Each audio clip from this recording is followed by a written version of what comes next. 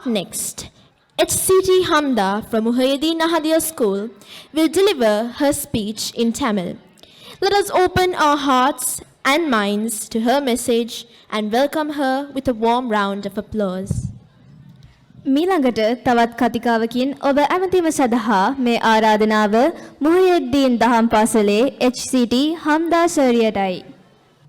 Bismillahir Rahmanir Rahim. Alhamdulillahi Rabbil Alameen. As-salatu was-salamu ala Sayyidina Muhammadin wa ala ali Sayyidina Muhammad. Amma ba'd. ஆழமெல்லாம் படைத்தாலும் அண்ட சராசரத்தின் படைப்பாளன் வல்லோன் அல்லாவுக்கே எல்லா புகழும். அல்ஹம்துலில்லாஹ். அகிலத்துக்கு அருட்கொடையாம் அருள்மிகு இறை தூதராம் அண்ணலும் பெருமானார் ஸல்லல்லாஹு அலைஹி வஸல்லம் அவர்களின் மீது இறைவனின் சலாமும் ஸலவாத்தும் உண்டாவதாக என கூறிக்கொண்டு இவ்விழாவுக்கு வருகை தந்திருக்கும் உங்கள் அனைவருக்கும் என் முதற்கண் சலாம். அஸ்ஸலாமு அலைக்கும் வரஹ்மத்துல்லாஹி வபரகாத்துஹு. பெண்கள் உலகத்தில் இல்லையானால் மனித இனமே அழிந்துவிடும். மனித இனம் பெருகி வளர்வதற்கு வழியில்லாமலே போய்விடும் அல்லவா? ஆம், பெண்களே ஆண்களை பெற்று வளர்த்து ஆளாக்குகின்றனர். ஆயினும் உலகத்தில் தோன்றிய முதலாவது பெண் ஆணிலிருந்தே தோன்றினான் என்பது சற்று ஆச்சரியமாக இருந்தாலும் இதுவே உண்மையாகும். அல்லாஹு தாலா நபி ஆதம் அலைஹிஸ்ஸலாம் அவர்களை மண்ணிலிருந்து படைத்து அவர்களின் விலா எலும்பிலிருந்து ஹவ்வா ரலியல்லாஹு அன்ஹா அவர்களை படைத்தார்கள். இவர்களிலிருந்து தான் மனித இனமே பெருகி வளர்ந்தது. எனினும் இப்பொழுது மனித இனவிருத்துக்கு முக்கிய அடித்தளமே பெண்ணாகும். ஆகவே இன்று நான் உங்கள் முன்னிலையில் இஸ்லாத்தில் பெண்கள் பற்றிய தவறான கருத்துக்கள் உண்மை என்ன என்பதை விளக்குவதற்கே வந்துள்ளது.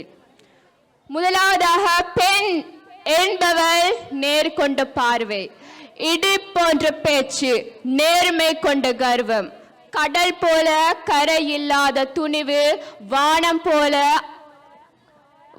போல இல்லை இல்லாத அன்பு கொண்டவள் தான் பெண். பெண்ணுக்கு நிகரே பெண், வேறெவரும் இல்லை. சமுதாய மாற்றத்தையும் உலக மாற்றத்தையும் உண்டாக்கக்கூடியவளே பெண். உலகத்திலே மிக கண்ணியமான ஜீவனே பெண். இப்படிப்பட்ட பெண் என்பவள் பற்றி இஸ்லாம் யாது கூறுகிறது.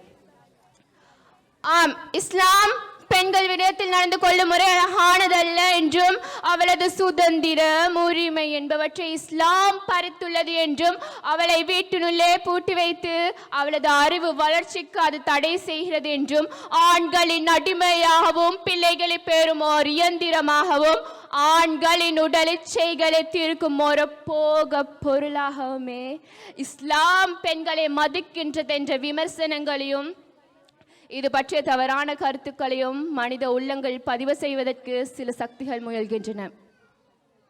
இக்கருத்துக்களின் உண்மை நிலையை விளங்கிக் கொள்ள முன்னர் ஆரம்ப கால சமூகங்களின் பெண்கள் பற்றிய கருத்து எவ்வாறு காணப்பட்டது, அவர்கள் எவ்வாறு மதிக்கப்பட்டனர் என்பதை விளங்கிக் கொள்வதே சிறந்தது. இஸ்லாத்தின் தோற்றத்துக்கு முன்னர் பெண்கள் நடாத்தப்பட்ட வரலாற்றை பார்ப்போமானால் அவள் பூமியில் இருப்பதற்கே தகுதியற்றவள், ஆத்மாவை பெறாதவள், அடிமையாகவே இருக்க வேண்டியவள். அவளுக்கு என்ன எந்த ஒரு சமூக அந்தஸ்தோ உரிமையோ கிடையாது. இவ்வாறெல்லாம் பெண்களை புறக்கணித்த வரலாறை நாம் பார்க்க முடிகின்றது. பெண்கள் குறித்து மற்ற சமூகங்களை பார்ப்போமானால் கிரேக்கர்கள் பெண்களை வியாபார பொருட்களாகவே கருதினர். அவர்களுக்கு எந்த சுதந்திரமும் அளிக்கப்படவில்லை. பெண்களுக்கு ஆன்மா என்று எதுவும் இல்லை என ரோமியர்கள் கருதினர். ஏன் ஜாஹிலியா காலத்தை எடுத்தோமானால் அக்கால மக்கள் பெண் பிள்ளைகளை உயிருடனேயே புதைத்தனர். பெண் என்பவள் ஒரு தீய சக்தி என்றும் குடும்பத்துக்கு அவமானத்தையும் இலக்கையும் தேடி தருபவள் என்றும் கூறினார்கள். குடும்பத்துக்கு அவமானையும் இலக்கையும் தேடி தருபவர்கள் பெண்கள் மாத்திரமா? ஏன் ஆண்கள் அவமானத்தையும் இலக்கையும் தேடி தராதவர்களோ என்னவோ? இது எவ்வகையான நியாயம்? ஆம், இவ்வாறான அநியாயங்கள் இருந்து பெண்களை பாதுகாப்பதற்காகவும் நிச்சயமாக ஆணும் பெண்ணும் சமம் என்று காட்டுவதற்காகவே இஸ்லாம் எனும் உயரிய மார்க்கம் வந்தது. இஸ்லாம் எனும் உயரிய மார்க்கம் வந்தது.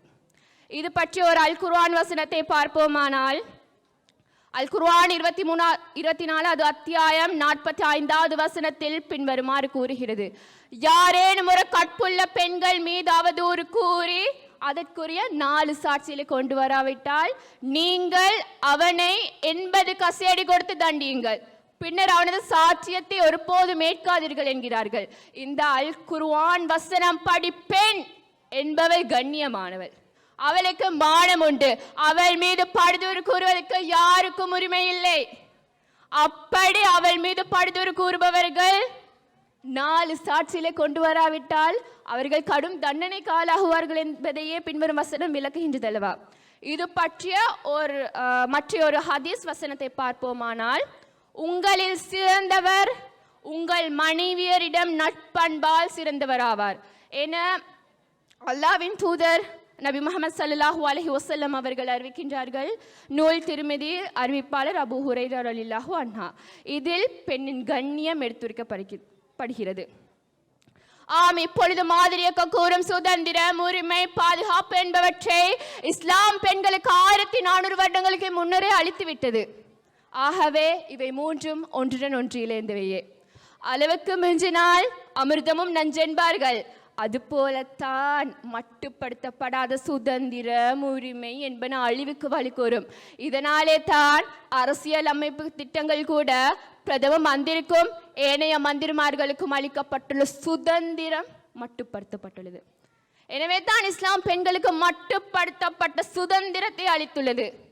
பெண்களுக்கு பேச்சு சுதந்திரம், எழுத்து சுதந்திரம், அதே போல் தொழில் செய்யும் சுதந்திரம் என்பன அளிக்கப்பட்டுள்ளது, ஆனால் மட்டுப்படுத்தப்பட்டுள்ளது. இது போலவே பெண்களுக்கு பல முக்கிய உரிமைகளையும் வழங்கியுள்ளது. தன் தாய், தந்தையர், கணவர், சகோதரர் ஆகியோரின் சொத்துக்களுக்கும் அவன் அனந்தரத்திற்கும் அவள் உரிமை பெறுகின்றாள். சுதந்திரமாக வாழ்கின்ற உரிமை, கல்வி கற்கின்ற உரிமை, திருமணம் முடிப்பதற்கான உரிமை போன்ற பல உரிமைகள் அவள் பெறுகின்றாள்.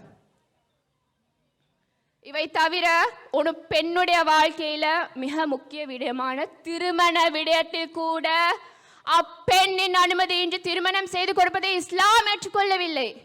தன்னை விடுவித்துக் கொள்ள அப்பெண்ணுக்கு உரிமை உண்டு. மேலும் ஆன்மீக ரீதியிலும் ஆண்களைப் போலவே பெண்களுக்கும் இஸ்லாம் சம அந்தஸ்து வழங்கப்பட்டுள்ளது. மற்றும் ஆண்களே பெண்கள் என்று சொல்வது அல்லாஹ்வுடைய அமானிதம், அதை பாதுகாக்க வேண்டும். அதே மாதிரி ஆண்களே பெண்கள் மதிக்கப்பட வேண்டியவர்கள், மிதிக்கப்பட வேண்டியவர்கள் அல்ல.